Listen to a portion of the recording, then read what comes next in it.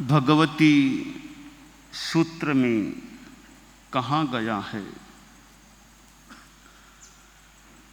बलियत्तम भन्ते साहू दुब्बलियत्तम साहू जयंती अत्थे गतियाणम जीवाणम बलियत्तम साहू अत्थे गतियाणम जीवाणम दुब्बलियत्तम साहू। श्रमणोपासिका जयंती भगवान महावीर के सान्निध्य में उपस्थित है और जयंती श्राविका एक महत्वपूर्ण श्राविका भी थी। उस समय कौशाम्बी नाम की एक नगरी हुआ करती थी। वहाँ चंद्रावतरण नामक चैत्य और उस कौशाम्बी नगरी में सहस्रानीक राजा का पौत्र, शतानीक राजा का पुत्र, चेटक राजा का दौहित्र, मृगावती देवी का आत्मज यानी पुत्र और श्रमणोपासिका जयंती का भतीजा राजा उदयन वहां था। और राजा उदयन की माता मृगावती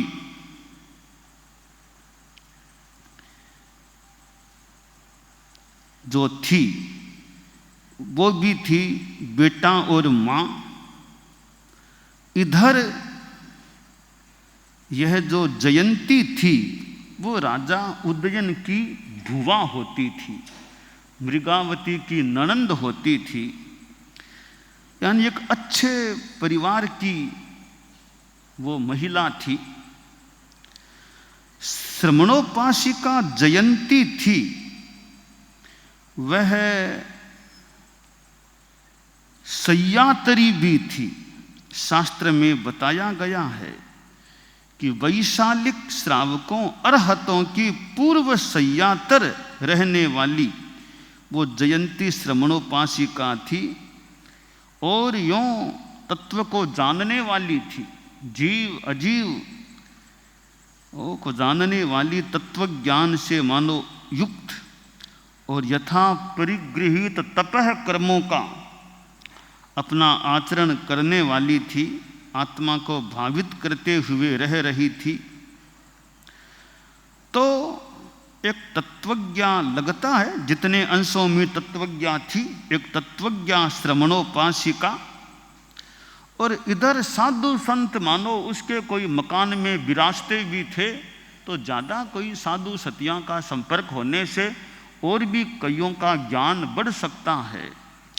तो एक तो यह जयंती श्राविका यूं बाह्य दृष्टि से देखें तो एक राजा की भुवा थी, राजा उदयन की वो भुवा होती थी। और तो यानी राजघराने से कोई जुड़ा हुआ व्यक्तित्व, इधर फिर धर्म के साथ जुड़ा हुआ, तत्वज्ञान से युक्त हो और तपह कर्म करने वाला व्यक्तित्व हो, तो वह श्रमणोपासिका जयंती भगवान महावीर का जब जानकारी मिली कि भगवान महावीर पधारे हैं तो मृगावती भी गई, राजा उदयन भी गया और जयंती भी गई, और भी इनके साथ जो भी नौकर चाकर आदि हुए होंगे। तो वे भगवान महावीर के पास यह राज परिवार पहुंचा था और भगवान महावीर के पास वे पर्युपासना करने लगे, बैठे। तो बैठने में भी बड़ी एक मानो प्रोटोकॉल का एक ध्यान रखा गया कि बैठे भी कैसे। और प्रोटोकॉल जो होता है कि कौन आगे बैठे कौन पीछे बैठे, यह भी एक बैठने की थोड़ी व्यवस्था होती है, क्योंकि कौन आदमी कहाँ बैठे, कौन आगे, कौन पीछे, कौन इधर, कौन उधर, ये सब परिषद की बैठने की अपनी व्यवस्था भी होती है। तो जब ये राज परिवार के लोग वहाँ जाते हैं तो कि बैठने में भी एक सुंदर, एक मानो एक ध्यान दिया गया कि राजा उदयन को आगे रखा गया, माँ थोड़ी पीछे बैठी, बेटे को आगे रखा, और फिर ये माँ मृगावती बैठती है। और कि उदयनम रायम पुरव कट्टु ठिया चेव सपरिवारा शुश्रूषमाणी नमन समाणी अभिमुहा विनयनम पंजलि कड़ा पज्जुवासई। कि मृगावती गई है, जयंती तो साथ में ननंद भुजाई होती थी, ननंद भुजाई थी, जयंती ननंद थी, मृगावती भाभी थी, भुजाई थी, वे थी, दोनों साथ थी। और फिर बैठना था तो राजा भी वहाँ पहुँचा था, तो अपने पुत्र जो राजा था उसको आगे बैठा, पीछे मार ये लोग माँ बैठी। प्रोटोकॉल का मानो ध्यान रखा माँ ने कि आखिर ये राजा है, मेरा बेटा अभी राजा है, तो राजा को आगे बैठना ठीक होता है। तो भगवान महावीर के पास वहाँ बैठे तो अपने बेटे को, बेटा आगे बैठा, माँ थोड़ी पीछे यूँ बैठी। ये प्रोटोकॉल की बात है। यूँ तो बेटा था, घर में तो बेटा है, तो बाहर तो एक राजा है, तो राजा को राजा की तरह बैठना चाहिए। तो राजा को आगे बैठने का मतलब मौका मिला, माँ थोड़ी पीछे बैठी। आगम काल कहते हैं उदयनम रायम पुरव कट्टु ठिया, राजा उदयन को आगे करके बैठी है मृगावती। तो ये बैठे हैं और भगवान महावीर ने, और भी परिषद थी, तो भगवान प्रभु महावीर ने प्रवचन भी किया, देशना दी। प्रवचन के बाद और तो परिषद आमतौर से चली जाती है, तो परिषद लौट गई और राजा उदयन भी चला गया। तो राजा को इतना टाइम मिले न मिले, प्रवचन सुन लिया, इतना भी बहुत है, प्रवचन सुन ले, राजा व्याख्यान में बैठे, इतना भी पर्याप्त है। तो राजा तो लौट गया, और साथ में राजा की माता, राजमाता मृगावती भी लौट गई। ये जयंती वो लगता है पीछे रह गई। भगवान महावीर की सेवा पर्युपासना करने के लिए मानो वहाँ जो भी लक्ष्य ठहर गई कि भी बाद में कोई सेवा का मौका मिले, बातचीत सेवा कर ले, व्याख्यान तो हो गया, प्रवचन तो हो गया, आम जनता प्राय चली गई, अब कुछ समय मिले तो थोड़ी बातचीत सेवा का मौका मिल जाए। तो मानो उस रूप में वो जयंती श्रमणोपासिका पीछे रही और भगवान महावीर के सान्निध्य में अपने प्रश्न रखे। बताया गया है भाष्य में कि 19 प्रश्न जयंती ने पूछे थे। तो एक विशेष बात है कि प्रश्न पूछे और भगवान उस प्रश्नों के उत्तर भी दिए गए हैं। तो जैसे सोना अच्छा या जागना, यह प्रश्न पूछा था कि जीवों का सोना अच्छा या जागना, और इसका उत्तर दिया गया। श्रमणोपासिका जयंती ने यह भी प्रश्न पूछा कि बलियत्तम बनते साहू दुर्बलियत्तम साहू, कि भगवान बनते जीवों का बलिष्ठ होना, बलवान होना अच्छा है या दुर्बल होना अच्छा है। हम सामान्य रूपेण सोचें तो भी बलवान होना बढ़िया है, दुर्बल क्यों रहे आदमी, दुर्बल होना क्यों बढ़िया, बलवान होना अच्छा है।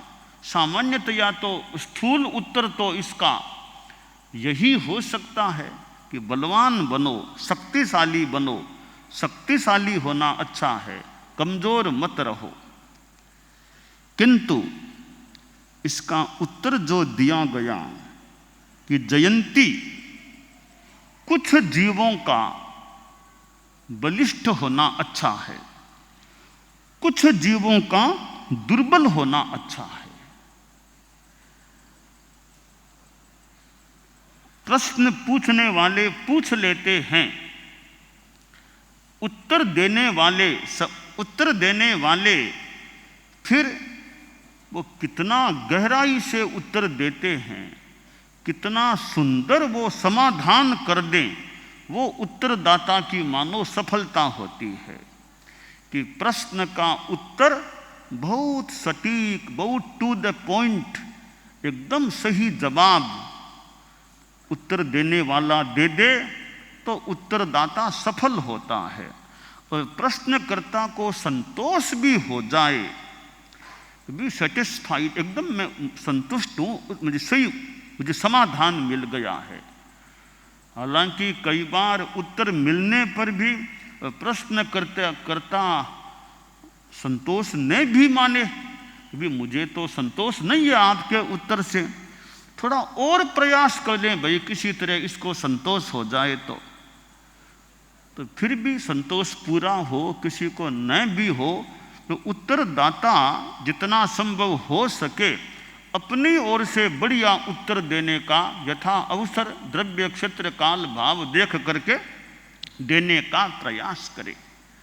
और उत्तरदाता को यह लगे कि इसकी सही जानकारी अभी मेरे दिमाग में नहीं है, ग्रंथ को कंसल्ट करना आवश्यक है, बिना कंसल्ट किए उत्तर देना कठिन है, तो उत्तरदाता भले यह भी कह दे कि इस बात का मैं अभी उत्तर देना नहीं चाहता, होगा तो बाद में देख करके बता सकूंगा, अभी मैं इसका उत्तर देना नहीं चाहता।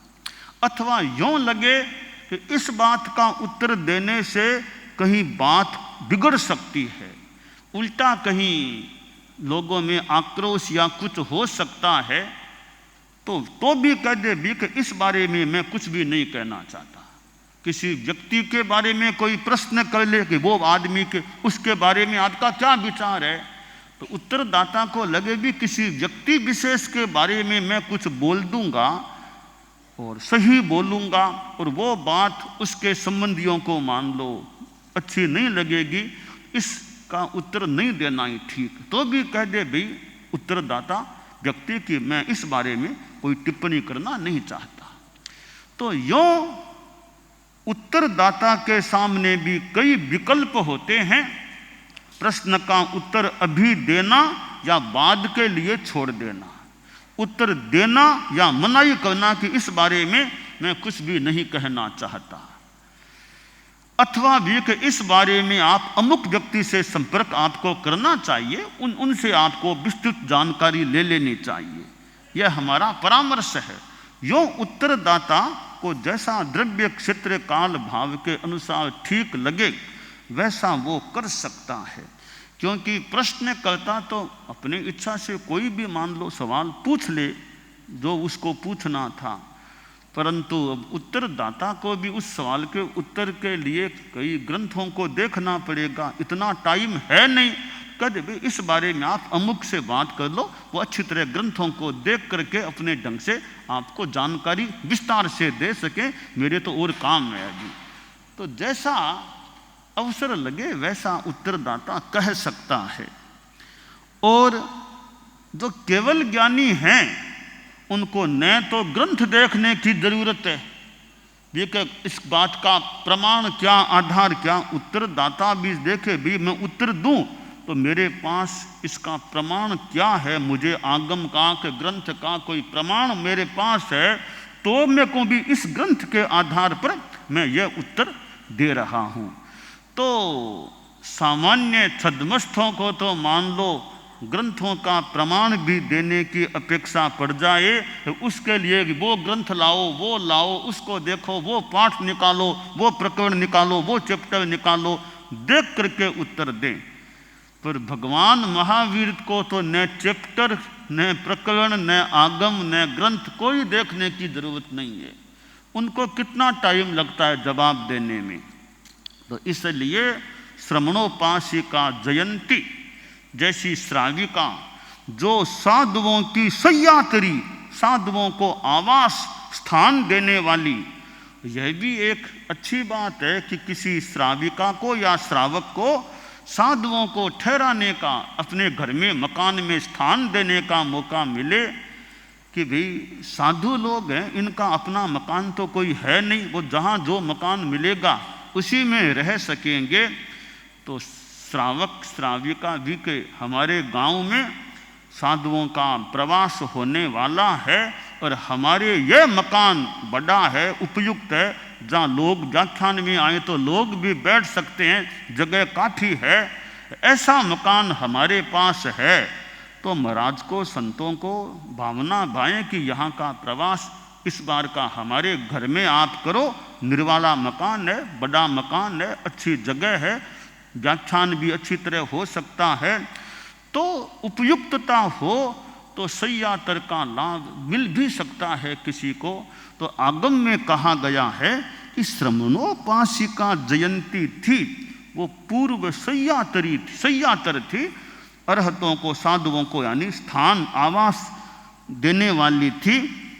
इसका मतलब है कि जयंती कोई सामान्य, एकदम कोई सामान्य बाई नहीं थी, श्राविका नहीं थी, कुछ जानकारी भी थी। और इधर कुल परंपरा से राजा की भुआ होती थी, राजा वर्तमान राजा उदयन की वो भुआ लगती थी, और साधुओं इधर सय्यात्री राजा उदयन की भुआ, और खुद भी तपस्या करने वाली, तत्वज्ञान रखने वाली कोई श्रमणोपासिका थी। तो ऐसी श्राविका को मानो मौका मिला, 19 प्रश्न उसने रखे। तो यह एक प्रश्न रखा कि बलवान होना अच्छा है या जीवों के लिए दुर्बल होना अच्छा है। उत्तर दिया गया कि जयंती, कुछ जीवों का बलवान होना ठीक है और कईयों का दुर्बल होना भी ठीक है। बात वही है, जो धार्मिक लोग हैं, धर्म रूप में परोपकार करने वाले हैं, ऐसे जीवों का बलवान होना ठीक है। वो बलवान रहेंगे, शक्तिशाली रहेंगे, अच्छा काम कर सकेंगे, अपना भी उद्धार कर सकेंगे, दूसरों को भी धर्म की बात बता सकेंगे, यानी धर्म से जोड़ सकेंगे। तो धार्मिक धर्म से भावित चेतना वाले जो लोग हैं, उनका बलवान होना अच्छा है। जो पापी हैं, अधर्मी हैं, अधर्म का कार्य करने वाले हैं, ऐसे लोगों का दुर्बल होना ठीक है, ताकि वो ऐसा पाप का काम विशेष न कर सकें, पाप से मजबूरी में बचे रह सकें। यह सबलता और दुर्बलता, बल, ऐसे वीर्य जो बल है, 8 आत्माओं में एक वीर्य आत्मा, जो 8वीं आत्मा वीर्य आत्मा होती है। वीर्य और शक्ति का संबंध शरीर के साथ होता है। शरीरक प्रभवे, वीर्य शक्ति शरीर से होती है। इसलिए यह तत्वज्ञान को थोड़ा गहराई से जानने वाले ध्यान दे सकते हैं, दे सकें तो, कि सिद्ध भगवान में 8 आत्माओं में से 4 आत्माएं बताई गई हैं। उन 4 आत्माओं में वीर्य आत्मा संभवतः नहीं है। द्रव्य आत्मा है, ज्ञान आत्मा है, उपयोग आत्मा है, दर्शन आत्मा है। मैं भूल न करूं, हमारे बहुश्रुत परिषद के सदस्य, इनसे पहले मुख्य मुनि भी बैठे हैं जो बहुश्रुत परिषद के संयोजक हैं, बहुश्रुत परिषद के संयोजक हैं, बहुश्रुत परिषद के सदस्य हैं। इधर साध्वी वरिया भी बहुश्रुत परिषद की मेंबर है, तो हमारे बहुश्रुत हैं। तो मैंने जो कहा कि भी सिद्धों में 4 आत्माएं बताई गई हैं, वीर्य आत्मा सिद्धों में नहीं बताई गई। क्यों नहीं बताई गई? लगता है शरीर नहीं होता सिद्धों के, इसलिए सिद्धों में वीर्य आत्मा नहीं। शरीर हो तो वीर्य आत्मा हो सकती है, शरीर के बिना वीर्य आत्मा नहीं।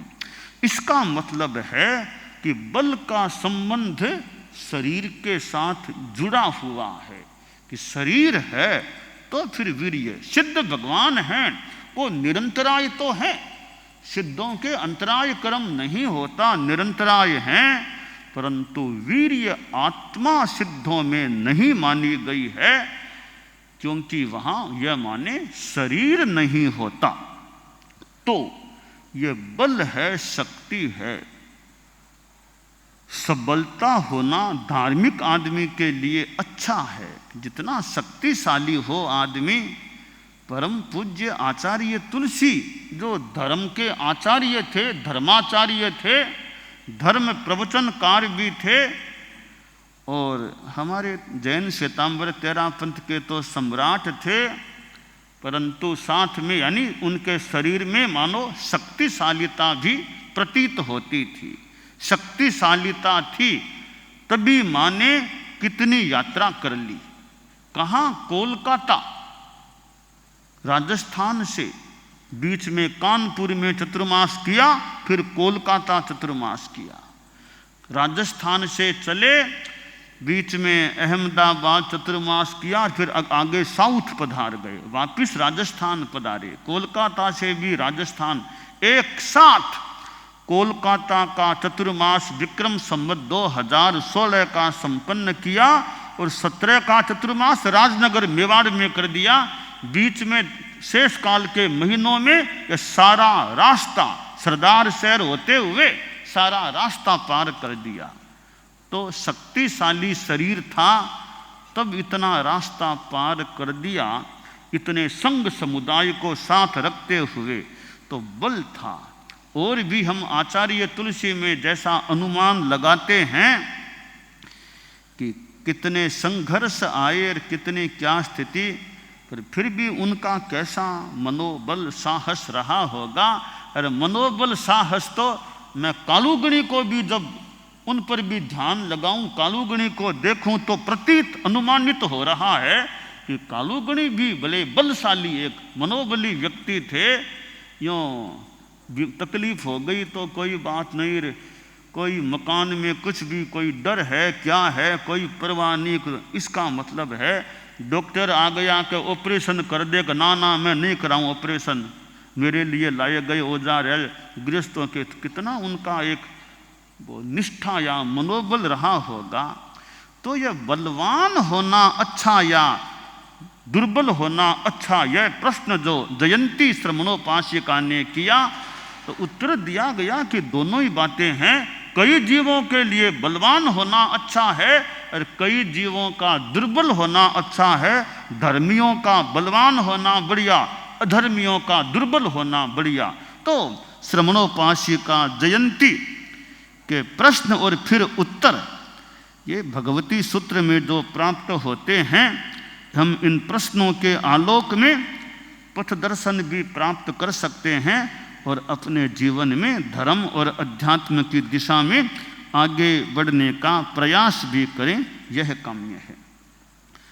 दानान सेठम अभय पयाणम सच्चे सुया अणवज्जं वयंती तवे सुया उत्तम बंभचेरम लोगुत्तमे समणेणाय पुत्ते।